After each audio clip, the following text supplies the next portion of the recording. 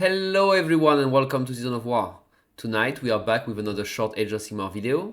My name is Fabian and today we're going to talk about visibility, cover and obscuring. Without further ado, let's get started. First, we're going to talk about visibility.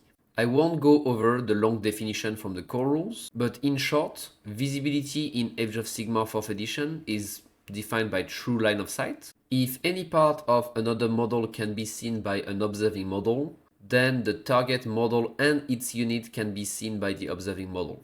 So visibility is defined per observing model. When you see with one model, you can see the entire target unit, but it doesn't mean that every model in the unit of the observing model can see. You have to check for every model.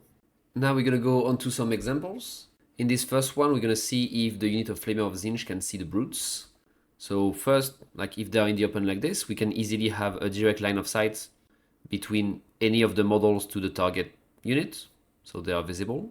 Now the opposite, all the models in the target unit are hidden behind the building and there is no way to have any direct line of sight between, so they are all non-visible from any of the models. And then a hybrid scenario. In this case, we can see that there is a direct line of sight between this model and this model. So the model on the right for the flamers, we have visibility, but for the other units, there is no way to have any line of sight between the models. Can see here. So these two models will not have visibility on the enemy unit.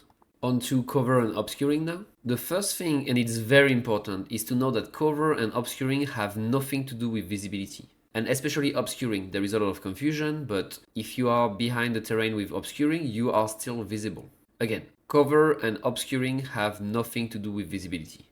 Cover and obscuring are universal terrain abilities. Cover applies to every piece of terrain, and for cover, you subtract 1 from hit rolls for attack that target a unit that's either wholly on or behind that terrain feature, but that does not apply if the target unit charge or has fly. The obscuring ability only applies to obscuring terrains, and a unit cannot be targeted by shooting attacks if it's wholly on or behind an obscuring terrain unless it has fly. So what really matters for these two abilities is the definition of wholly on and behind.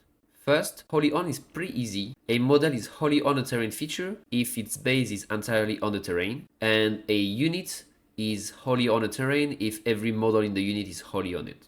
What that means is that you just check that your base is wholly on the terrain, like it does not extend, and you will be considered wholly on. Easy.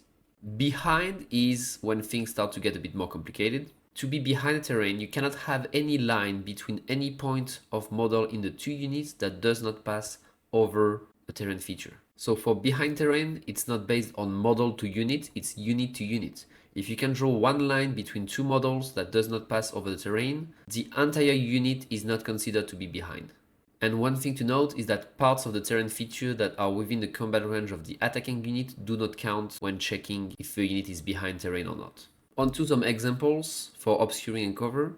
Everything that we're going to discuss here applies both for cover and obscuring. It's just that you will get a different effect, either -1 hit for attacks or just cannot be shot.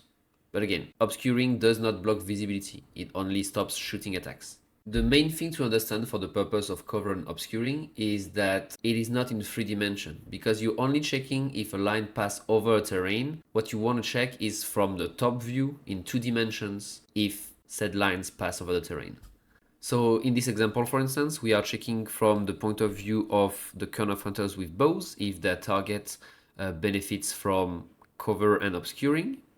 In this case, we can see that there is no line that we can trace between any part of the models that does not pass over the terrain. So Avalenor will be considered to be behind the terrain, and this terrain being obscuring, that means that the Kern of Hunters with bows cannot shoot at Avalenor. Now if we check between the Kern of Hunters and the Wardens, even though this model on the left has no direct line that passes between two models that does not go over a piece of terrain, because this model here has a direct line, that means that the entire unit is not behind the terrain. So the Wardens will not benefit from either cover or obscuring. Another example that's easier is when the target unit is entirely on the terrain. In that case, there is no need to look at different lines or anything. The unit benefits from cover and or obscuring. Now let's imagine that our Kern of Hunters are shooting at these flamers. The flamers are wholly on the terrain, so they benefit from obscuring and cover. And in that case, that means that the cone of hunters cannot shoot at them.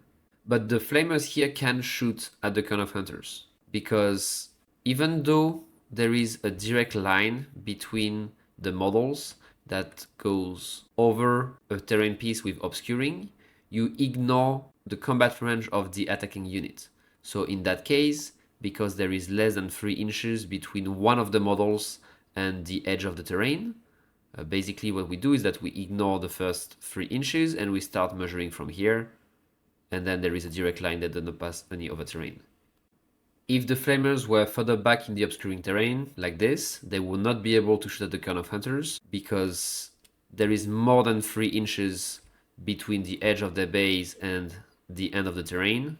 So when you try to look at the lines between the models, you have to pass over an obscuring terrain piece, and then therefore you cannot shoot. Another important thing is again that units with fly cannot benefit from obscuring or cover. So in that case, even though every line between the models pass over the terrain, because Sevireth flies, he will not benefit from these. The other way around though, if Sevireth tries to shoot at these units, because the line passes over the terrain and the cone of hunters do not fly, they will benefit from the terrain feature abilities. If it was only a cover, they would be -1 hit. If it's also obscuring, Sevireth would not be able to shoot them. When you check if a unit is behind the terrain, you have to check between every points of the models and not just the base. What that means is that even if it looks like the wardens are well hidden behind the house here, because there is one line here between the end of the lance and the flamer, then the entire warden unit will not benefit from being behind the terrain.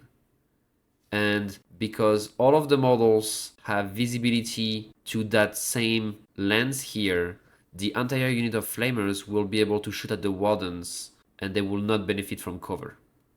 And for our last example, we have the case of a melee. So that will not apply to obscuring, only cover, but every piece of terrain have the cover ability.